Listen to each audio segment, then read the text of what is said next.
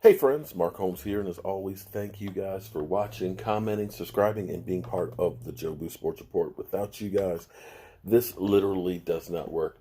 I'm hoping that you guys will tune in tonight for our live stream at 9 o'clock Eastern, because at least for once we won't be killing the team. We'll actually have some praise because we came away with a victory. Although we will be talking about some of the things that we need to do better, and there's plenty of things that we need to do better, like special teams. Oops, excuse me. We broke curfew. Special teams would be one of those things. Our defense stopping the running game and things. We got a lot of work to do. We got a lot of work to do. And we've got a big, big game this weekend against New England. And here's the thing. It doesn't matter what you did yesterday. That's done. It's out of here. It's in the books. What we have to focus on is from this moment forward, and that means right now we need to be thinking about New England instead of patting ourselves on the back saying all the attaboys, this, that, and the other. We need to be laser focused on how we can do better at stopping the run, how we can do better at running the football, how we can do better in special teams. But now we're going to start looking at New England. Like I said, we're starting out early this week. Why? Because, well, let's face it, this is a tall task. Now, what I'm about to say is going to be seeming blasphemous. But here's the thing. Here's the question I pose to you. Is Father Time finally catching up with Tom Brady? Because Tom Brady is no longer really an elite quarterback. No, I'm serious. Tom Brady, don't get me wrong. New England is kicking ass. New England is winning games. That's not to be disputed. But it's not because of the offense anymore. It is because of that defense.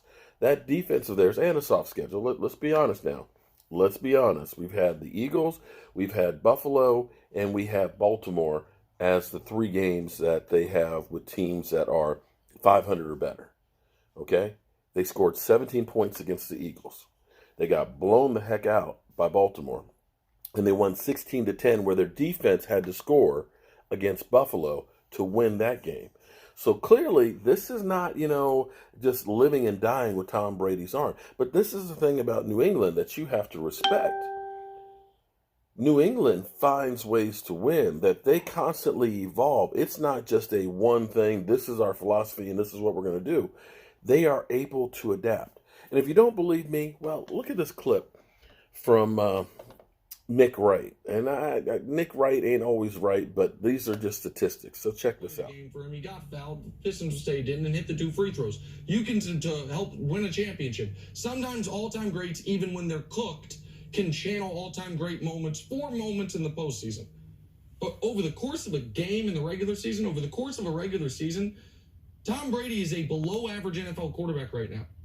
Those are just, we got 10 games a sample. I don't know what more people need to see. We haven't done one of these in a while. Hey, let's do a blind reveal real quick. The left is Tom Brady. The right-hand side, the guy who hasn't beat in everything but completion percentage, and it's just barely below in completion percentage. Who is it? Let me see. Oh, it's Gardner Minshew, who the Jags could not wait to get Nick Foles back to take that job away from. Right now, Tom Brady has the 22nd best passer rating in football. That's behind Marcus Mariota. He has 14 touchdown passes. That's behind Daniel Jones. He's 6.8 yards per attempt. That is 26th in football. That's behind Josh Allen. And his completion percentage has been behind the benched Joe Flacco. 2 of those quarterbacks have been benched. 2 of those quarterbacks are young guys who are in their first or second year and figuring things out. It's a great win for the Patriots yesterday, Canty. I picked them to lose. Right? I thought they would lose because I thought they would struggle to break 20 points. Their defense once again rose to the task and was spectacular, so credit to them for that. But I don't think N'Keal Harry or Isaiah Wynn are, and I'm not saying you're saying this, and Wynn didn't play, but N'Keal Harry came back. Wynn will come back.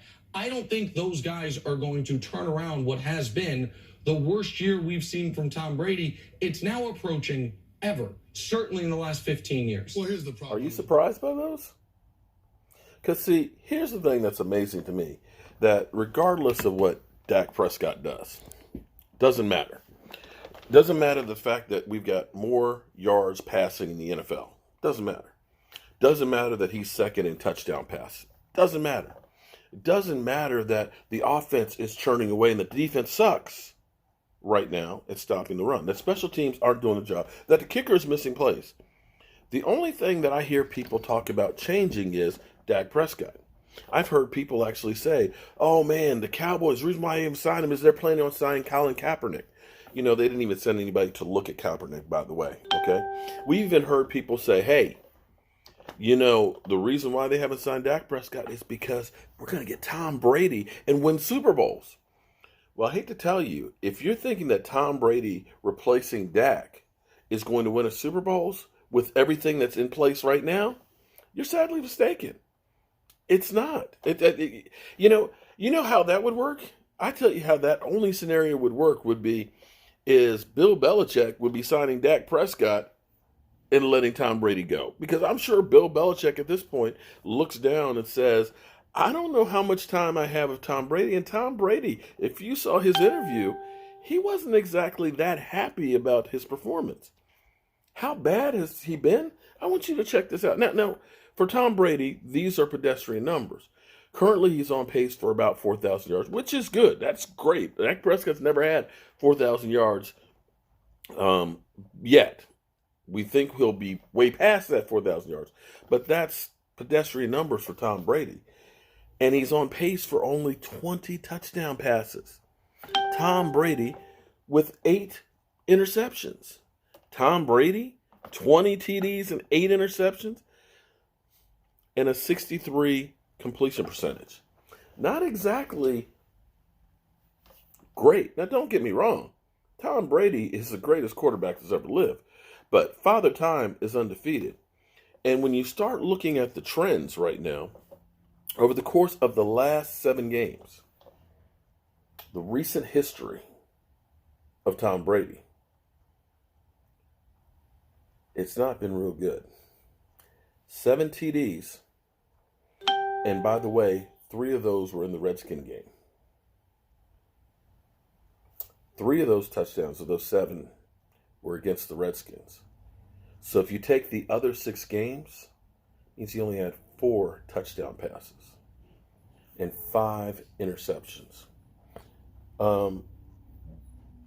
QBR, a rating of 80.82.